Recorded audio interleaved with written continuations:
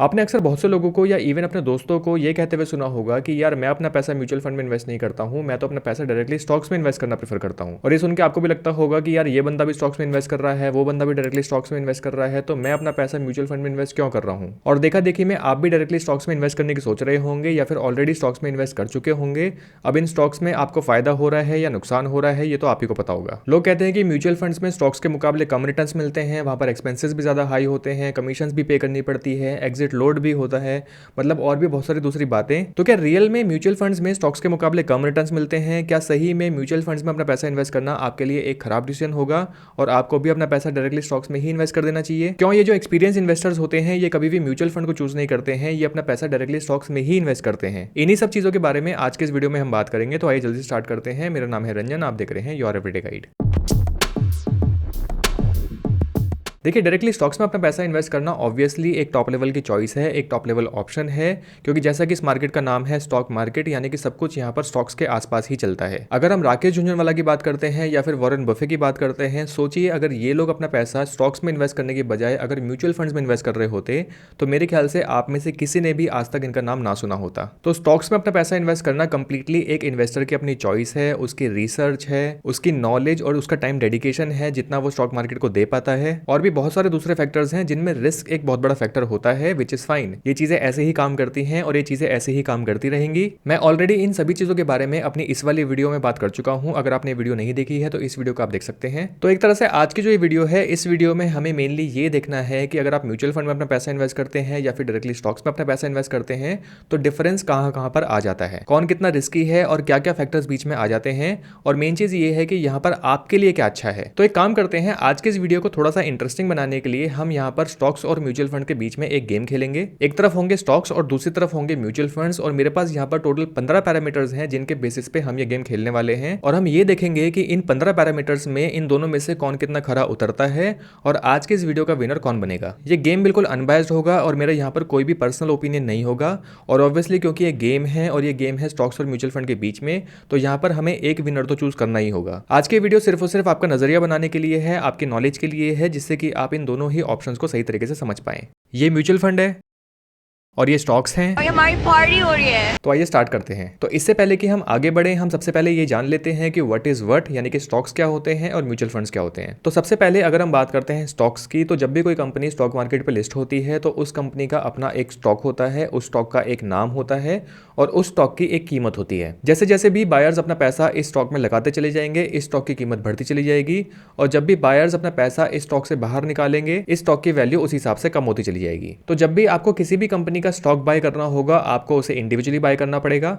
आप 10 कंपनी के स्टॉक्स को बाय कीजिए, आप 50 अलग अलग कंपनी के स्टॉक्स को बाय कीजिए, ये टोटली आपकी मर्जी है। एक स्टॉक 100 रुपए का भी हो सकता है और एक स्टॉक 50,000 या 80,000 रुपए का भी हो सकता है। वहीं अगर हम म्यूचुअल फंड्स की बात करते हैं तो म्यूचुअल फंड्स होते हैं बास्केट ऑफ स्टॉक्स। किसी एक म्यूचुअल फंड में एक या दो स्टॉक्स नहीं होते, यहाँ पर 25, 30, 50 या इवन 100 से भी ज्यादा स्टॉक्स हो सकते हैं। तो जब भी आप अपना पैसा किसी एक म्यूचुअल फंड में लगाते हैं, यानी कि आपने उस म्यूचुअल फंड के अंदर जितने भी स्टॉक्स हैं, जितनी भी कंपनीज के स्टॉक्स हैं, उन सभी कंपनीज के स्टॉक्स में अपने पैसा लगाया हुआ है। तो ये तो हो गई बेसिक अंडरस्टैंडिंग स्टॉक और म्यूचुअल फंड के बीच में क्या चीज़ क्या होती है। अब हम स्टार्ट करते हैं अपना कंपटीशन और हम सबसे पहले बात करते हैं अपने सबसे पहले पैरामीटर की, जो कि आ जाते हैं नंबर ऑफ स्टॉक्स। ये एक सबसे पहला और सबसे बड़ा रीजन है जिससे ये डिसाइड हो पाएगा कि यहाँ पर एक चॉइस दूसरी चॉइस से बेटर क्यों है। हम यहाँ पर बात करते हैं number of stocks in an investment portfolio की, यानी कि अगर आप अपना पैसा डायरेक्टली स्टॉक्स में इन्वेस्ट कर रहे हैं तो आपको क्या लगता है कि एक स्टॉक पोर्टफोलियो के अंदर कितने नंबर ऑफ स्टॉक्स होने चाहिए? 10, 20, 40, 50, कितने स्टॉक्स आते होंगे? मैं जितना भी आज तक स्टॉक मार्केट के बारे में जान पाया हूं, मैं यहाँ पर इतना ही समझ पाया हूं कि एक इन्वेस्टमेंट पोर्टफोलियो के अंदर नंबर ऑफ स्टॉक्स की अगर हम बात करते हैं तो यहाँ पर मैक्सिमम नंबर ऑफ स्टॉक्स जो होने चाहिए वो 20 से 25 स्टॉक्स होने चाहिए, अगर आप एक फोकस्ड स्टॉक पोर्टफोलियो बनाना चाहते हैं। और 20-25 स्टॉक्स की कोई लकीर नहीं है, यहाँ पर 30 स्टॉक्स भी हो सकते हैं, यहाँ पर आपके पास 40 स्टॉक्स भी हो सकते हैं। जितना जितना आप इन स्टॉक्स के काउंट को बढ़ाते चले जाएंगे, आपके रिटर्न उसी हिसाब से यहाँ पर कम होते चले जाएंगे। अब ऐसा क्यों होता है ये जल्दी ही आपको इस वीडियो में पता चल जाएगा। वहीं अगर हम म्यूचुअल फंड्स की बात करते हैं तो आपको क्या लगता है कि एक म्यूचुअल फंड के अंदर कितने नंबर ऑफ स्टॉक्स होते होंगे? तो म्यूचुअल फंड्स में यहाँ पर बहुत से डिफरेंट तरह के म्यूचुअल फंड्स आते हैं और मेरे ख्याल से जो मिनिमम नंबर ऑफ स्टॉक्स किसी म्यूचुअल फंड में होते होंगे वो शायद 25 होते हैं। लेकिन अगर मैं एक फोकस म्यूचुअल फंड की बात करता हूँ तो एक फोकस म्यूचुअल फंड में यहाँ पर मैक्सिमम 30 स्टॉक्स होते हैं और मिनिमम मेरे ख्याल से यहाँ पर 24 से 25 स्टॉक्स तो होते ही हैं। अगर आप फोकस म्यूचुअल फंड के बारे में जानना चाहते हैं तो इसके ऊपर मैं ऑलरेडी एक डेडिकेटेड वीडियो बना चुका हूँ, ये वीडियो आप देख सकते हैं। तो अगर हम मान लेते हैं कि आप सिर्फ और सिर्फ म्यूचुअल फंड में ही अपना पैसा इन्वेस्ट करते हैं और यहाँ पर आपने एक बहुत ही बैलेंस्ड म्यूचुअल फंड पोर्टफोलियो अपना बनाया हुआ है और बहुत सोच समझकर आपने सिर्फ और सिर्फ 3 म्यूचुअल फंड्स में अपना पैसा इन्वेस्ट किया हुआ है।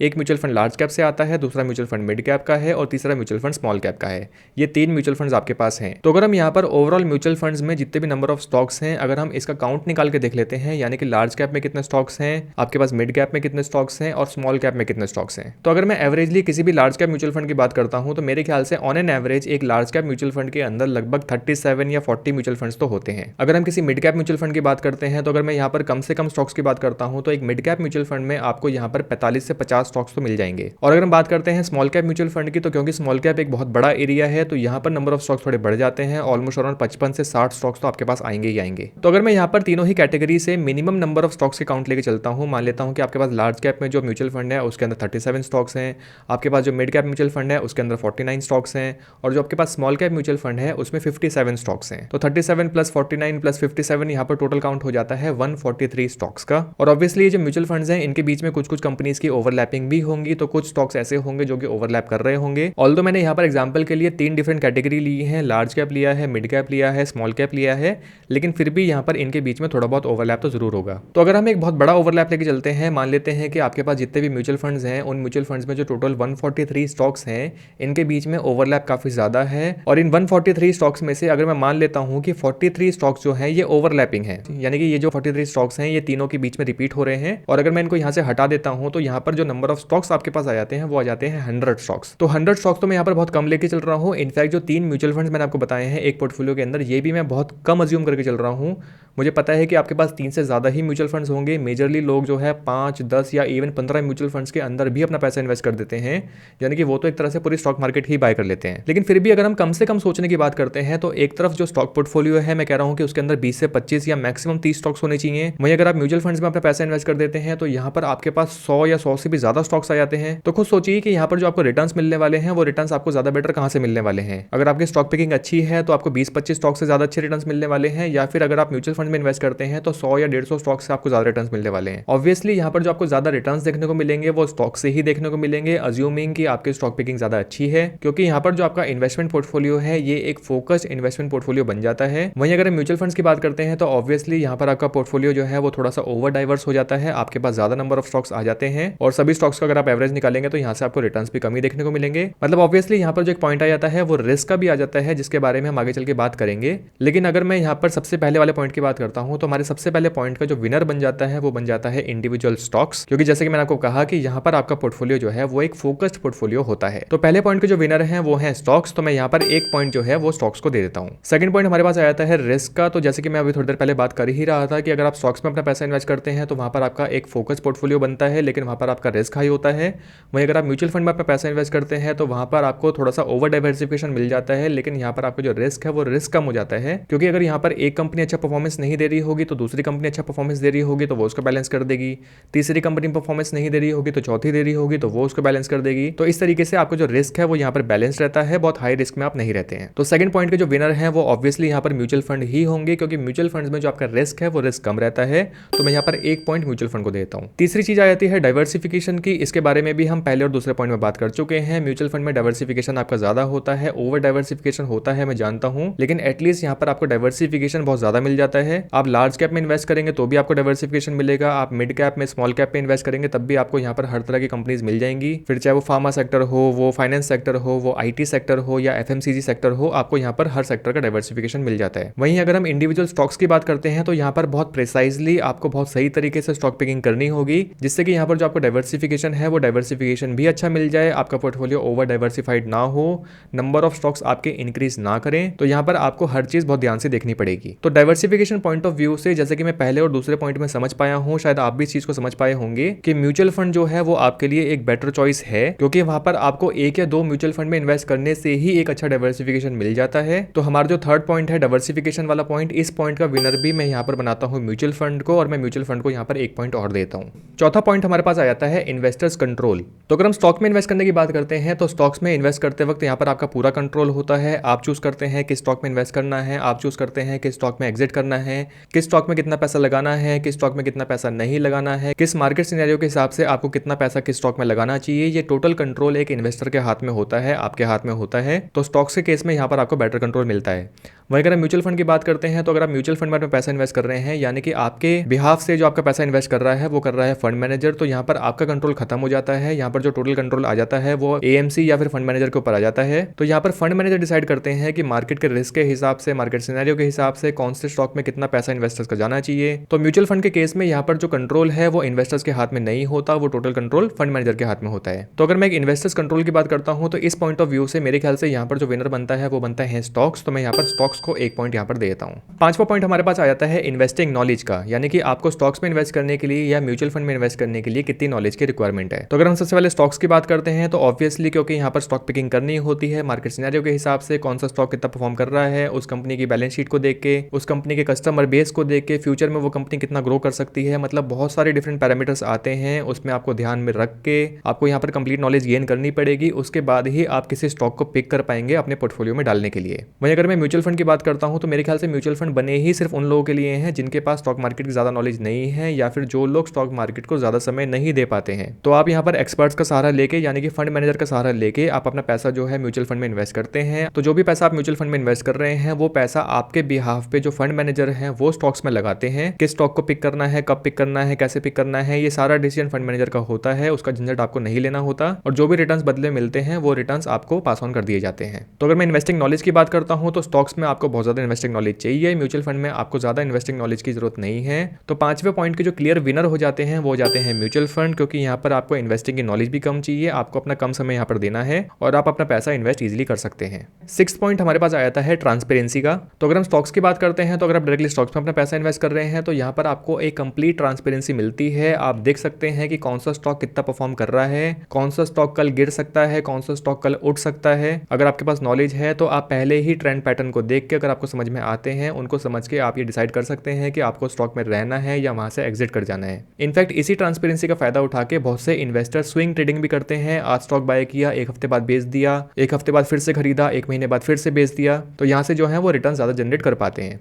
वहीं अगर हम म्यूचुअल फंड की बात करते हैं तो म्यूचुअल फंड में यहाँ पर कोई भी ट्रांसपेरेंसी नहीं होती। आपको ये जरूर पता होता है कि उस म्यूचुअल फंड में कौन कौन से स्टॉक्स आने वाले हैं, कितने प्रपोर्शन में आने वाले हैं, लेकिन कौन सा स्टॉक कितना परफॉर्म कर रहा है, क्योंकि नंबर ऑफ स्टॉक्स यहाँ पर बहुत ज्यादा हो जाते हैं, 50 भी हो सकते हैं, यहाँ पर 100 भी हो सकते हैं। तो आपकी जो ट्रांसपेरेंसी है इन्वेस्टमेंट की वो यहाँ पर थोड़ी सी कम हो जाती है। तो म्यूचुअल फंड ऐसा नहीं है कि आपने आज खरीदा, एक महीने बाद बेच दिया, एक महीने बाद खरीदा, आपने फिर से 2 महीने बाद बेच दिया। म्यूचुअल फंड में अगर आप इस तरीके से इन्वेस्टमेंट करेंगे तो अल्टीमेटली आपका यहाँ पर लॉस ही होगा। तो हमारे सिक्स्थ पॉइंट के जो विनर बन जाते हैं वो बन जाते हैं स्टॉक्स। तो मैं यहाँ पर एक पॉइंट स्टॉक को देता हूं। सातवां पॉइंट हमारे पास आ जाता है flexibility of buying and selling. तो अगर सबसे पहले यहाँ पर स्टॉक्स की बात करते हैं तो स्टॉक्स को आप कभी भी बाय कर सकते हैं, कभी भी सेल कर सकते हैं। आज आप स्टॉक्स को बाय कीजिए, आप 10 स्टॉक बाय कीजिए या 50 स्टॉक बाय कीजिए, उन स्टॉक्स को आप कल ही सेल कर सकते हैं। वहीं अगर म्यूचुअल फंड की बात करते हैं तो म्यूचुअल फंड में यहाँ पर एंट्री एग्जिट थोड़ी सी डिफिकल्ट हो जाती है, क्योंकि म्यूचुअल फंड पे यहाँ पर एक एग्जिट लोड लगा होता है। जनरली म्यूचुअल फंड में जो एग्जिट लोड होता है वो 1 साल का होता है, यानी कि अगर आप किसी भी म्यूचुअल फंड में अपना पैसा इन्वेस्ट करने के बाद अगर आप 1 साल से पहले उस म्यूचुअल फंड से एग्जिट कर जाते हैं या फिर उस म्यूचुअल फंड को रिडीम कर लेते हैं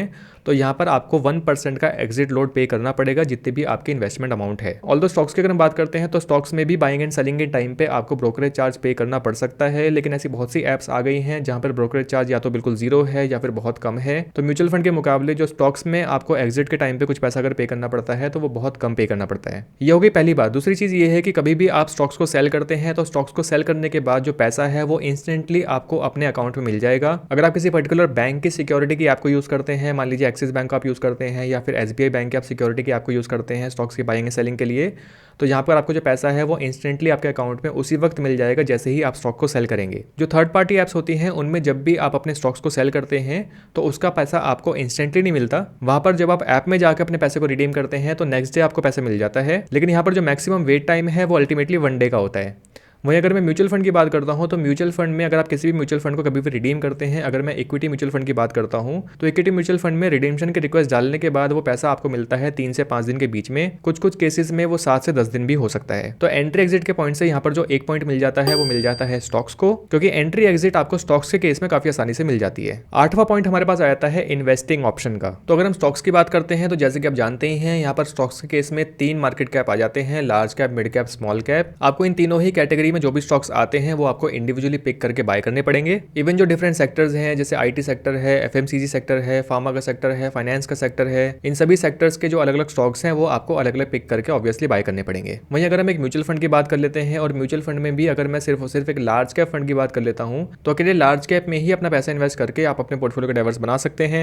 ऑल्दो इन्वेस्टिंग ऑप्शन यहाँ पर बहुत सारे आते हैं। आप large cap mutual fund choose कर सकते हैं, मिड कैप चूज कर सकते हैं, large and mid cap mutual fund choose कर सकते हैं, स्मॉल कैप म्यूचुअल फंड आते हैं, मल्टी कैप म्यूचुअल फंड आते हैं, फ्लेक्सी कैप म्यूचुअल फंड आते हैं, जहां पर ये तीनों ही सेक्टर्स का कॉम्बिनेशन आपको मिल जाता है। तो अगर हम इन्वेस्टमेंट ऑप्शंस की बात करते हैं, तो म्यूचुअल फंड में आपको इन्वेस्टमेंट ऑप्शंस काफी सारे मिल जाते हैं। आपको इधर उधर भाग के अलग अलग स्टॉक्स को पिक नहीं करना होता। आप एक single flexi cap mutual fund में भी अपना पैसा इन्वेस्ट कर देते हैं, तो यहाँ पर आपको बहुत अच्छा डाइवर्सिफिकेशन प्लस रिस्क मैनेजमेंट आपको सब कुछ यहाँ पर मिल जाता है। इवन अगर आपको मार्केट के हिसाब से लगता है कि कोई पर्टिकुलर सेक्टर जो है वो अच्छा परफॉर्म करने वाला है, तो आप किसी सेक्टोरल म्यूचुअल फंड में भी अपना पैसा इन्वेस्ट कर सकते हैं, या सेक्टर के साथ साथ आप किसी थीमेटिक म्यूचुअल फंड में भी अपना पैसा इन्वेस्ट कर सकते हैं, एक म्यूचुअल फंड जो कि पर्टिकुलर थीम को फॉलो करता है। तो इन्वेस्टमेंट ऑप्शंस की अगर हम बात करते हैं, तो म्यूचुअल फंड में क्योंकि आपको यहाँ पर ज्यादा बेटर इन्वेस्टमेंट ऑप्शंस मिल जाते हैं, तो यहाँ पर जो इस पॉइंट का विनर बन जाता है वो बन जाता है म्यूचुअल फंड। तो मैं यहाँ पर म्यूचुअल फंड को 1 पॉइंट दे दूंगा। अगली हम बात करते हैं एक्सपेंसेस की। अगर हम स्टॉक्स की बात करते हैं, तो जैसे कि हम अभी थोड़ी देर पहले बात कर ही चुके हैं कि अगर आप कोई भी स्टॉक बाय करते हैं या कोई भी स्टॉक सेल करते हैं, तो उस टाइम पे आपको जो एक्सपेंस पे करना पड़ता है वो एक्सपेंस आपको पे करना पड़ता है एज अ ब्रोकरेज चार्ज। जिस भी ऐप के थ्रू आप स्टॉक्स में बाइंग एंड सेलिंग कर रहे हैं, यहाँ पर कोई भी एडिशनल चार्ज आपको पे नहीं करना पड़ता।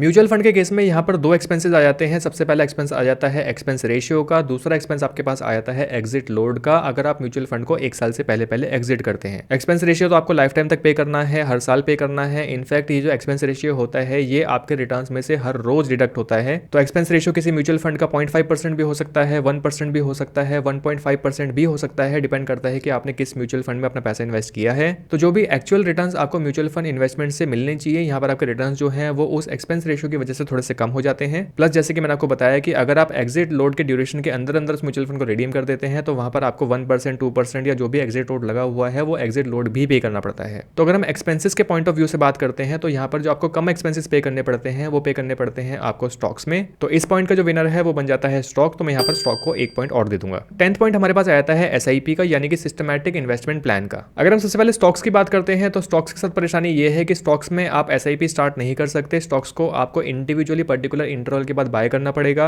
आप आज बाय कीजिए, अगले महीने आपको फिर से स्टॉक्स बाय करने पड़ेंगे, उसके अगले महीने आपको फिर से स्टॉक्स बाय करने पड़ेंगे। ऑल्दो बहुत सारी डिफरेंट एप्स आज के टाइम पे आ गई हैं जिसमें आप इस प्रोसेस को भी ऑटोमेट कर सकते हैं, यानी कि आप स्टॉक्स के अंदर भी SIP कर सकते हैं। बट अगर मैं मेजॉरिटी की बात करता हूं, तो स्टॉक्स में SIP का ऑप्शन आपके लिए डिफिकल्ट हो सकता है। वहीं अगर मैं म्यूचुअल फंड की बात करता हूं, तो म्यूचुअल फंड में एक खासियत जो म्यूचुअल फंड की आ जाती है कि ऑलमोस्ट हर एक ऐप और हर एक AMC यहाँ पर आपको SIP का ऑप्शन देती है, यानी कि आप इस प्रोसेस को ऑटोमेट कर सकते हैं। अगर आप हर महीने की SIP चूज करना चाहते हैं, आप हर महीने की चूज कर सकते हैं, आप 15 दिन की भी चूज कर सकते हैं, आप क्वार्टरली या हाफ ईयरली SIP को भी चूज कर सकते हैं। तो यहाँ पर आपको बार बार जाके इन्वेस्टमेंट करने की जरूरत नहीं पड़ती। आपकी SIP ऑटोमेटिकली उस पर्टिकुलर टाइम पे या उस पर्टिकुलर डेट पे आपके अकाउंट से डिडक्ट हो जाती है। तो एक तरह से म्यूचुअल फंड के केस में यहाँ पर आपको एक बेटर डिसिप्लिन मिल पाता है। मार्केट कंडीशन कुछ भी चल रही हो, आपकी यहाँ पर SIP हर महीने या जो भी आपने फ्रीक्वेंसी चूज की है उस फ्रीक्वेंसी पे आपके SIP डिडक्ट होती रहेगी। तो SIP के एडिशनल बेनिफिट की वजह से यहाँ पर जो इस पॉइंट का विनर बन जाता है वो बन जाता है म्यूचुअल फंड। तो 1 पॉइंट है म्यूचुअल फंड को यहाँ पर और दे देंगे। 11वां पॉइंट हमारे पास आ जाता है लॉन्ग टर्म इन्वेस्टिंग का।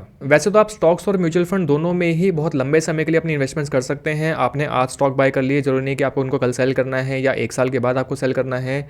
आप उस स्टॉक को 10 साल, 20 साल या 25-30 साल के लिए भी रख सकते हैं। लेकिन स्टॉक्स के केस में यहाँ पर आपको थोड़ी सी परेशानी आ जाती है अपने डिसिप्लिन को लेके, यानी कि डिसिप्लिन को रख पाना थोड़ा सा मुश्किल काम होता है। स्टॉक मार्केट में कल को कोई ऐसा सिनेरियो आ जाता है, स्टॉक मार्केट अचानक से गिर जाती है, तो जनरली लोग अपने स्टॉक्स को सेल करके वहां से निकल जाते हैं। तो सही डिसिप्लिन को यहाँ पर रख पाना थोड़ा सा मुश्किल तो होता है। वहीं अगर मैं म्यूचुअल फंड की बात करता हूँ, तो म्यूचुअल फंड की अच्छी बात यह है कि म्यूचुअल फंड के कंप्लीट प्रोसेस को, जैसे कि हमने देखा था कि आप उसको ऑटोमेट कर सकते हैं। आप अपनी SIP अपने हिसाब से चूज करके उसको सेट कर सकते हैं। तो एक तरह से आप म्यूचुअल फंड के अंदर बाय एंड फॉरगेट वाला काम भी कर सकते हैं। आपने एक बार अपना सही एनालिसिस करके आपने अपने लिए कुछ सही म्यूचुअल फंड चूज कर लिए, यानी कि लॉन्ग टर्म को टारगेट करने वाले कुछ ऐसे म्यूचुअल फंड्स आपने चूज कर लिए और उसके अंदर अपनी SIP स्टार्ट करके उनको आप अगले 10 साल, 15 साल या इवन 20 साल तक के लिए भी भूल सकते हैं। ऑल्दो बीच बीच में आपको अपने पोर्टफोलियो को मॉनिटर जरूर करना चाहिए। मैं बाय एंड फॉरगेट वाले म्यूचुअल फंड्स के ऊपर एक डेडिकेटेड वीडियो बना चुका हूं। अगर आपने वीडियो नहीं देखी है तो ये वीडियो आपकी यहाँ पर काफी ज्यादा हेल्प करेगी अगर आप इस अप्रोच को फॉलो करना चाहते हैं। तो long term investing point of view से मेरे ख्याल से यहाँ पर जो विनर बनना चाहिए इस पॉइंट का, वो बनना चाहिए म्यूचुअल फंड को। तो मैं यहाँ पर म्यूचुअल फंड को 1 पॉइंट और दे दूंगा। 12th और काफी इंपॉर्टेंट पॉइंट, एक बहुत अच्छा पॉइंट यहाँ पर हमारे पास आ जाता है, वो आ जाता है स्टेप अप का। म्यूचुअल फंड्स के अंदर मुझे सबसे अच्छी बात ये लगती है कि म्यूचुअल फंड के अंदर आप अपने सारे प्रोसेसेस को ऑटोमेट कर सकते हैं। आप अपनी SIP को तो यहाँ पर ऑटोमेट कर ही सकते हैं, यानी कि हर महीने आपकी SIP कटती रहेगी। उसके साथ साथ आप यहाँ पर एक बहुत अच्छा काम और कर सकते हैं, वो है स्टेपअप का। स्टेपअप को आप यहाँ पर एक तरह से ऐसे समझिए कि जैसे जैसे आपकी हर साल आपकी सैलरी इंक्रीज होगी, ऑब्वियसली आपकी जो बाइंग पावर है वो थोड़ी सी इंक्रीज होगी। तो बाइंग पावर जब इंक्रीज होती है तो ऐसे केसेस में जनरली आपके खर्चे तो बढ़ जाते हैं, यानी कि जो चीज़ आप अभी तक नहीं खरीद रहे थे उस चीज़ को आप खरीदना स्टार्ट कर देते हैं। जूते आप खरीदते थे 1000 रुपए के, अब आपने जूते स्टार्ट कर दिए हैं खरीदना 2000 रुपए के। टी शर्ट्स आप अभी तक पहनते थे 200 या 400 रुपए की, अब आप टी शर्ट्स पहनने लगे हैं 600 या 1000 रुपए की। तो आपने अपने दूसरे खर्चे तो बढ़ा लिए हैं, लेकिन एक चीज़ जो यहाँ पर मिस हो जाती है वो हो जाती है SIP। यानी कि आपने जो अपनी SIP स्टार्ट की थी 1 साल पहले, वो आपने स्टार्ट की थी 10,000 रुपए की, तो इस साल भी आपकी जो SIP कटेगी वो 10,000 रुपए की ही कटेगी। तो यहाँ पर एक चीज़ जो आप मिस कर जाते हैं वो है SIP अमाउंट को इंक्रीज करने का। तो स्टेपअप का यहाँ पर मतलब है कि जो भी आपकी SIP कट रही थी, पिछले महीने आपकी SIP कट रही थी 10,000 रुपए की, तो इस साल आपकी SIP कटनी चाहिए 11,000 रुपए की, यानी कि यहाँ पर हमने 10% का स्टेपअप ले लिया है। सेम इसी तरीके से जो अगले साल आपकी SIP कटेगी वो 11,000 में 10% इंक्रीज करके कटनी चाहिए। तो यहाँ पर क्या होता है कि क्योंकि हर साल यहाँ पर आपको जो इन्वेस्टमेंट अमाउंट है वो धीमे धीमे इंक्रीज कर रहा है, तो यहाँ पर आपको इन दी एंड जो रिटर्न्स मिलते हैं वो बहुत अच्छे रिटर्न्स मिलते हैं। मैं इसके ऊपर एक डेडिकेटेड वीडियो बना चुका हूँ, 5 secrets to grow your investments faster. अगर आपने ये वीडियो नहीं देखी है तो ये एक बहुत इंपॉर्टेंट वीडियो है, इस वीडियो को आप देखना बिल्कुल मत भूलिएगा। तो ये जो स्टेपअप वाला ऑप्शन है, ये स्टेपअप वाला ऑप्शन सिर्फ और सिर्फ म्यूचुअल फंड्स के लिए ही अवेलेबल होता है। आप म्यूचुअल फंड बाइंग के टाइम पे चूज कर सकते हैं कि आपका स्टेपअप कितना लगना चाहिए, 5%, 10%, 15%, आप अपने हिसाब से स्टेपअप को चूज कर सकते हैं। वहीं स्टॉक्स के केस में ऐसा कोई ऑप्शन अवेलेबल नहीं होता, यहाँ पर आपको स्टॉक्स को अपने हिसाब से ही बाय करना पड़ता है। और मेरे ख्याल से हर साल क्योंकि हमारे पास यहाँ पर इधर उधर के खर्चे बहुत सारे होते हैं, तो स्टॉक्स के केस में स्टेपअप जैसी चीज को मैनुअली फॉलो कर पाना बहुत डिफिकल्ट काम आपके लिए हो सकता है। तो स्टेपअप पॉइंट ऑफ व्यू से यहाँ पर जो विनर है वो है म्यूचुअल फंड, तो म्यूचुअल फंड को यहाँ पर एक पॉइंट और मिलेगा। 13 पॉइंट हमारे पास आया है कंपाउंडिंग का। तो कंपाउंडिंग यहाँ पर आपको दोनों ही केस में मिलती है, आपको स्टॉक्स में भी कंपाउंडिंग मिलती है, आपको म्यूचुअल फंड में भी कंपाउंडिंग मिलती है। कुछ लोगों को कंफ्यूजन रहता है कि म्यूचुअल फंड के केस में कंपाउंडिंग फॉलो नहीं होती, तो आपका सोचना बिल्कुल गलत है। मैं ये पॉइंट इसलिए कह रहा हूँ क्योंकि ऐसे कुछ कमेंट्स मुझे अपनी वीडियोस पे देखने को मिले हैं कि म्यूचुअल फंड में कंपाउंडिंग फॉलो नहीं होती है, कंपाउंडिंग के लिए आपको स्टॉक्स में ही इन्वेस्ट करना होगा। ये बात बिल्कुल गलत है। इनफैक्ट कंपाउंडिंग तो आपकी FD में भी फॉलो हो सकती है, यानी कि FD से जो भी आपको रिटर्न्स मिलते हैं अगर आप उसको वापस FD में डाल देते हैं तो यहाँ पर आपको FD में भी कंपाउंडिंग मिलेगी, ऑब्वियसली मिलेगी, बट खैर वो एक डिफरेंट चीज है। तो कंपाउंडिंग पॉइंट ऑफ व्यू से, क्योंकि कंपाउंडिंग आपकी स्टॉक्स और म्यूचुअल फंड दोनों में ही होती है, तो मैं दोनों को ही यहाँ पर एक एक पॉइंट दूंगा। 14 पॉइंट हमारे पास आता है डिसिप्लिन का, और इसके बारे में हम बहुत सारे पॉइंट्स में बार बार बात कर चुके हैं। डिसिप्लिन को फॉलो कर पाना स्टॉक्स के केस में आपके लिए थोड़ा सा डिफिकल्ट हो सकता है। वहीं अगर हम म्यूचुअल फंड की बात करते हैं तो म्यूचुअल फंड में अगर आपको लगता है कि आपके पास डिसिप्लिन की थोड़ी कमी है तो म्यूचुअल फंड में इन्वेस्ट करने से आप एक सही डिसिप्लिन को फॉलो कर सकते हैं। ऑटोमेटिकली SIP सेट करना, उन SIP पे आपको स्टेपअप सेट करना, इन सभी चीज़ों को आप म्यूचुअल फंड में बेटर तरीके से फॉलो कर पाते हैं कंपेयर टू स्टॉक्स। तो डिसिप्लिन पॉइंट ऑफ व्यू से जैसे कि हम पीछे बहुत सारे पॉइंट्स में देखते आए हैं, तो यहाँ पर मेरे ख्याल से जो एक पॉइंट देना चाहिए वो देना चाहिए म्यूचुअल फंड्स को, क्योंकि यहाँ पर आपके डिसिप्लिन ज़्यादा अच्छे से फॉलो होता है। 15th और सबसे आखिरी पॉइंट और सबसे इंपॉर्टेंट पॉइंट जिसकी वजह से हम अपना पैसा जो है वो स्टॉक मार्केट में इन्वेस्ट कर रहे हैं वो है रिटर्न्स का पॉइंट। तो अगर हम रिटर्न्स की बात करते हैं और रिटर्न्स में अगर हम सबसे पहले स्टॉक्स की बात करते हैं, देखिए नो डाउट यहाँ पर आपको जो ज़्यादा रिटर्न्स मिलेंगे वो आपको स्टॉक से ही मिलेंगे, क्योंकि अगर आप एक फोकस पोर्टफोलियो रखते हैं, आपकी स्टॉक पिकिंग अच्छी है, आप सही टाइम पर किसी कंपनी के स्टॉक्स में एंट्री कर लेते हैं, सही टाइम पर किसी कंपनी के स्टॉक से एग्जिट कर जाते हैं, तो ऑब्वियसली यहाँ पर आपको जो रिटर्न्स है वो रिटर्न्स काफी हाई मिलेंगे। हो सकता है कि आप 25% के एनुअल रिटर्न्स निकाल लें, हो सकता है कि आप 50% के एनुअल रिटर्न्स निकाल लें, ये टोटली आपके अपने एक्सपीरियंस पे डिपेंड करता है। लेकिन अगर आप यहाँ पर कुछ रिस्की कंपनी के स्टॉक्स पिक कर लेते हैं तो यहाँ पर आपको हैवी नुकसान भी हो सकता है।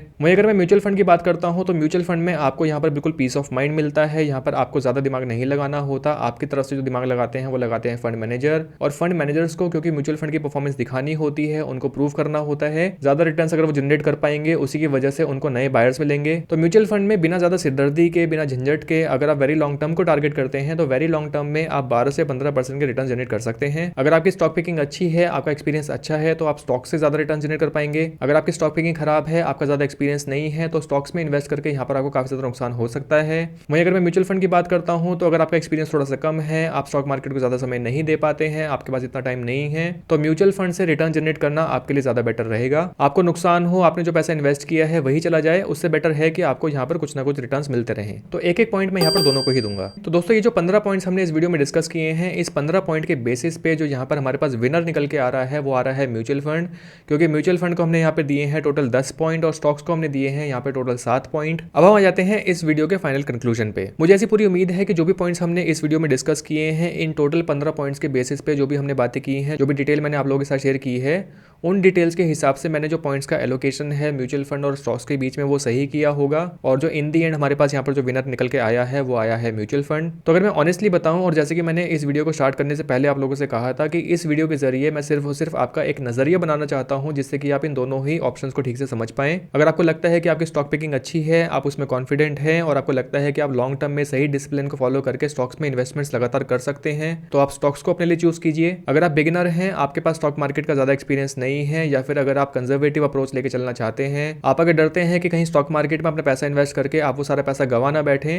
तो मेरे ख्याल से यहाँ पर आपके लिए जो बेटर चॉइस रहेगी या फिर जो बेस्ट चॉइस रहेगी वो रहेगी म्यूचुअल फंड। अगर आपको लगता है कि आपका पैसा इधर उधर खर्च हो जाता है, आपके पास डिसिप्लिन की कमी है, तो मेरे ख्याल से यहाँ पर आपको एक एसआईपी स्टार्ट करके एसआईपी के जरिए आपको म्यूचुअल फंड्स में अपना पैसा इन्वेस्ट करना स्टार्ट कर देना चाहिए। बाकी जो इधर उधर की बात आपको सुनने में मिलती है कि स्टॉक्स में ही अपना पैसा इन्वेस्ट करना चाहिए, म्यूचुअल फंड में इन्वेस्ट नहीं करना चाहिए, या फिर अगर आपने ऐसा सुना है कि स्टॉक मार्केट में पैसा डूब जाता है या स्टॉक मार्केट से नुकसान ही देखने को मिलता है, तो ये सारी बातें टोटली गलत हैं। आपको यहाँ पर सिर्फ ये देखना है कि आपके हिसाब से यहाँ पर बेटर क्या है, आपको स्टॉक्स में इन्वेस्ट करना चाहिए या फिर आपको म्यूचुअल फंड्स में इन्वेस्ट करना चाहिए। जो भी ऑप्शन आपको आपके हिसाब से सही लगे, आपको मेरे ख्याल से सिर्फ और सिर्फ उसमें ही अपना पैसा इन्वेस्ट करना चाहिए। मैं बहुत सी वीडियोस इन सभी टॉपिक्स के ऊपर बना चुका हूं, मैं उन सभी के लिंक्स डिस्क्रिप्शन में डाल दूंगा, मेरे ख्याल से आपको वो वीडियो जरूर देखनी चाहिए। अब क्योंकि जितना कि मैं अपने व्यूवर्स को समझ पाया हूं, जैसे कि कमेंट्स मुझे अपनी वीडियोस पे देखने को मिलते हैं और जो भी पोलिंग मैं करता हूं, इन सभी चीजों के जरिए मैं यही समझ पाया हूं कि अभी लोग इन्वेस्टमेंट करना स्टार्ट कर रहे हैं, वो सीख रहे हैं, स्टॉक मार्केट के बारे में उन्होंने अभी जानना स्टार्ट किया है। तो मेरे ख्याल से आपको म्यूचुअल फंड्स में अपना पैसा इन्वेस्ट करके सबसे पहले एक कॉन्फिडेंस गेन करना चाहिए, उसके बाद आपको मूव ऑन होना चाहिए नेक्स्ट ऑप्शन की तरफ। आई होप ये वीडियो आपको अच्छी लगी होगी और इस वीडियो के जरिए आपको कुछ ना कुछ नॉलेज जरूर मिल पाई होगी। अगर ऐसे ही और भी इंटरेस्टिंग वीडियोस आप देखना चाहते हैं, स्टॉक मार्केट की और भी नॉलेज आप गेन करना चाहते हैं, तो मेरे चैनल को सब्सक्राइब करना मत भूलिएगा और बेल नोटिफिकेशन आइकन पे क्लिक करना मत भूलिएगा। जब भी कोई नेक्स्ट वीडियो मैं अपलोड करूंगा, उस वीडियो का नोटिफिकेशन सबसे पहले आपको मिल जाएगा। आज के लिए इतना ही, जल्दी ही मिलते हैं नेक्स्ट वीडियो में। Thank you for watching.